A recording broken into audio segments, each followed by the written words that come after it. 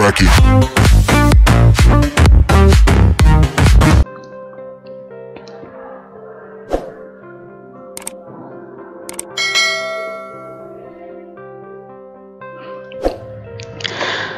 Assalamualaikum warahmatullahi wabarakatuh. Anak-anakku semuanya yang solih dan solihah, tetap semangat. Kita belajar secara online pada kesempatan saat ini. Baik. Oke, sebelum belajar, yuk kita berdoa terlebih dahulu. Bismillahirrahmanirrahim.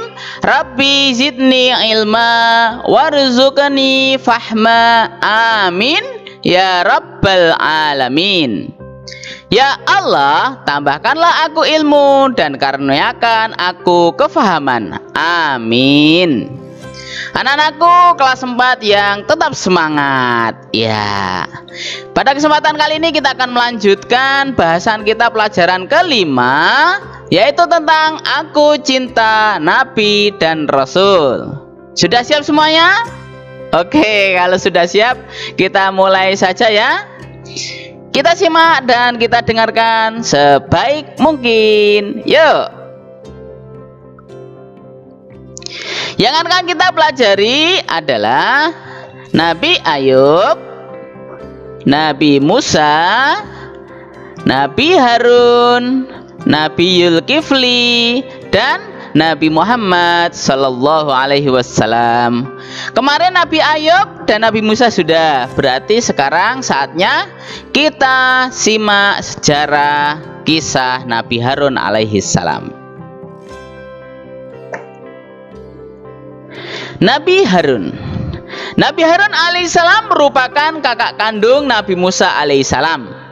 Ia dilahirkan 3 tahun sebelum Nabi Musa.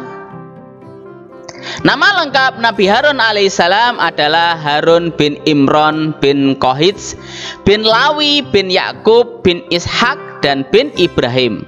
Berarti keturunan dari Nabi Ibrahim.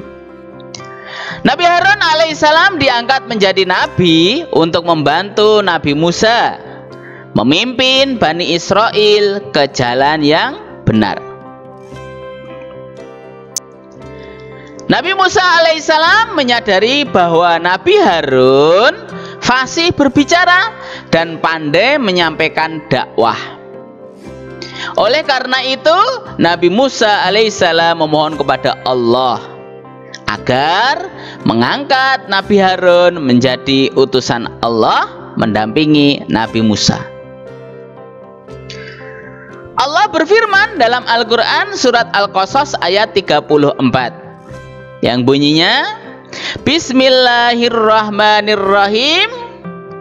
Wa akhi Harunu huwa afsahu minni lisanan fa arsilhu ma'iya rid'a yusaddiquni inni akhafu ayyukadzibun.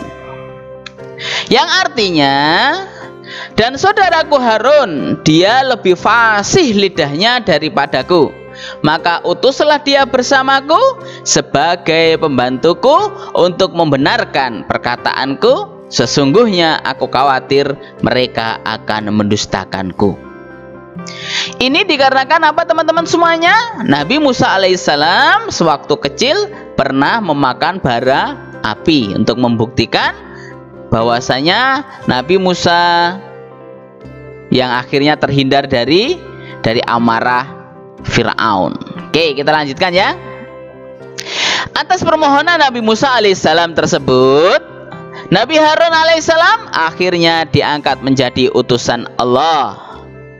Diangkatnya Nabi Harun alaihissalam menjadi utusan Allah merupakan anugerah dan rahmat yang besar buat Nabi Musa alaihissalam.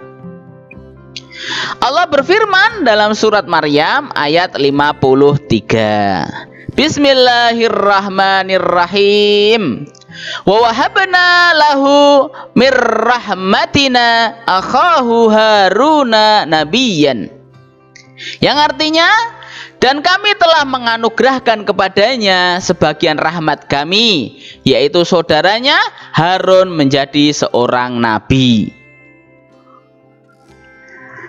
mengemban tugas sebagai utusan Allah, Nabi Harun alaihissalam dan Nabi Musa bersama-sama menghadapi Raja Fir'aun hingga Raja Fir'aun tenggelam di Laut Merah. Diingat-ingat ya, Raja Fir'aun tenggelam di Laut Merah.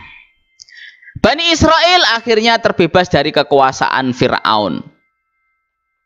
Setelah berjuang menghadapi Fir'aun, Nabi Musa dan Nabi Harun beserta kaumnya, yaitu Bani Israel, tinggal di daerah ujung utara Laut Merah. Saat kehidupan Bani Israel mulai berkembang dan tenang, Nabi Musa alaihissalam dengan ditemani oleh Harun dan 70 orang kaumnya dari Bani Israel pergi ke Bukit Tursina atau Bukit Sinai untuk bermunajat kepada Allah Subhanahu wa Ta'ala. Saat di perjalanan, atas saran beberapa kaumnya, Nabi Musa alaihissalam dianjurkan untuk berangkat terlebih dahulu ke Bukit Tursina. Nabi Musa alaihissalam menyetujui saran kaumnya itu. Nabi Musa akhirnya berangkat seorang diri ke puncak Bukit Tursina. Di puncak Bukit Tursina, Nabi Musa bermunajat kepada Allah. Nabi Musa bermunajat di Bukit Tursina selama 40 hari.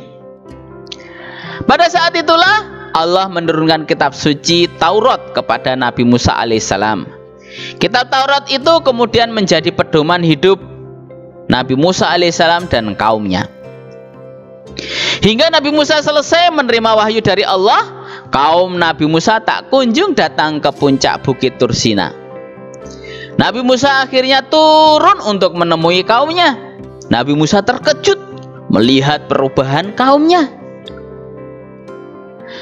Kaumnya kini telah menyekutukan Allah.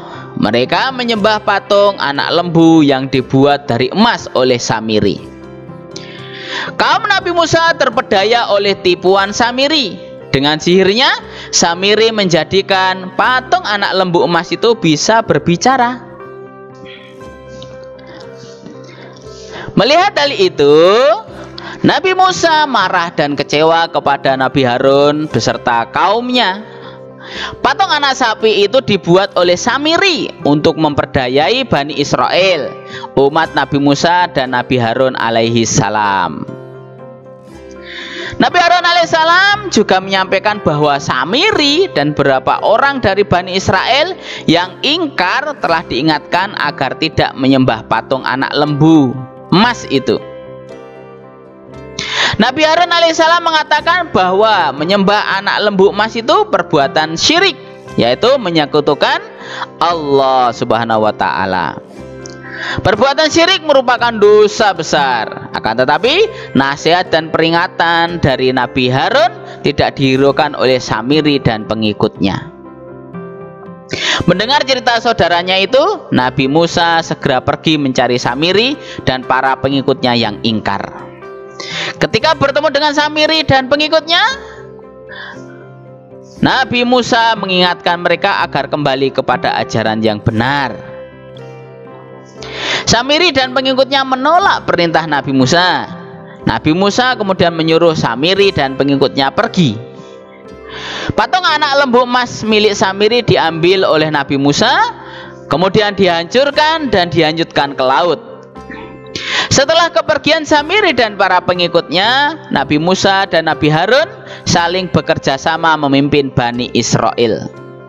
Bani Israel terkenal dengan sifatnya yang suka membangkang, banyak bicara, dan sulit dipimpin. Akan tetapi dengan kesabaran dan keikhlasan Nabi Musa serta Nabi Harun, Bani Israel bisa dipimpin dan diarahkan untuk mengikuti syariat Allah, seperti yang terkandung dalam kitab Taurat.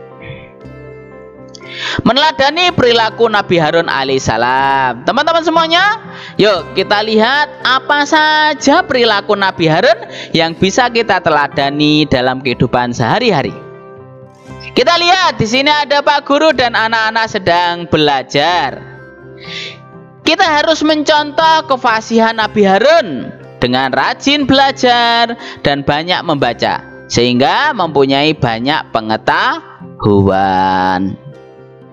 Yang kedua, ada teman-teman kita sepulang sekolah ngapain ya? Ya, orang yang banyak pengetahuan akan selalu teguh pendirian sehingga tidak mudah terpengaruh oleh orang lain, apalagi pengaruhnya tentang hal-hal yang tidak baik ya. Maka tidak akan mudah terpengaruh. Kemudian yang ketiga, lah ini ada teman-teman kita sedang berada di masjid mau melaksanakan sholat. Keberanian mengingatkan orang lain jika orang itu berbuat salah atau tidak benar. Banyak sekali anak-anak sekalian, contohnya ketika ada teman kita yang menyembunyikan sendal dari teman yang lain, kita ingatkan perbuatan itu tidak baik. Ada teman yang ketika belajar menyontek, kita ingatkan bahwasanya menyontek itu tidak baik, harus ada keberanian. Baik anak-anakku kelas 4 yang salih dan salihah, alhamdulillah sudah sampai di penghujung pelajaran kita. Dan jangan lupa teman-teman semuanya tetap semangat untuk beribadah, tetap semangat untuk berbuat baik. Setelah belajar, jangan lupa kita mengucapkan kalimat hamdalah. Alhamdulillahi rabbil alamin. Segala puji bagi Allah Tuhan semesta alam. Dari Pak Guru kurang lebihnya mohon maaf dan tetap semangat. Wassalamualaikum warahmatullahi wabarakatuh.